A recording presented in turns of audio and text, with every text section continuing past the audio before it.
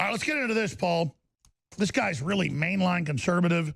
Agree with almost everything he says. Watched a lot of his videos since the famous leftist in Australia and the U.S.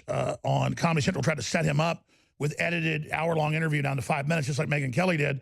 Australian activist attempting to enter America, interrogated and deported. Tell us about what happened to him. He was going to appear on the Rubin Report and Louder with Crowder show. This is just incredible. The fellow that runs tr.news. Yeah, this was an Australian activist, political commentator called Avi Yemeni.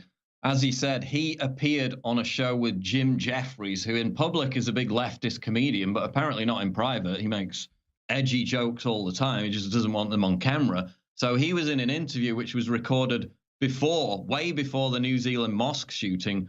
The mosque shooting happened, and then they tried to use that to smear Avi Yemeni by editing answers to questions which were different questions, exactly as Megyn Kelly did with you. So they gave him a question, then took an answer from a different question, slammed them together to smear him, to make him look like he hated Muslims, and that was the setup. Of course, he was recording the whole conversation, so that completely backfired on Jim Jeffries, released the full clip on YouTube. It got over 2 million views just on YouTube alone, went viral on Twitter as well. Jim Jeffries is yet to respond to it like 3 weeks later.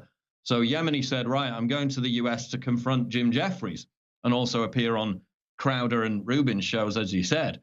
So as soon as he landed in America, I think this was actually just this morning or last night, interrogated by the FBI, detained, and immediately deported.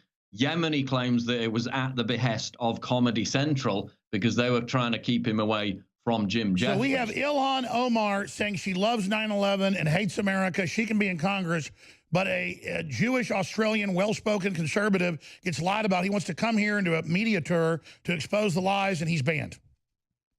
Yeah, and his Facebook page was deleted as well for hate speech. What a surprise. Again, no specific reason. He had 300,000 followers.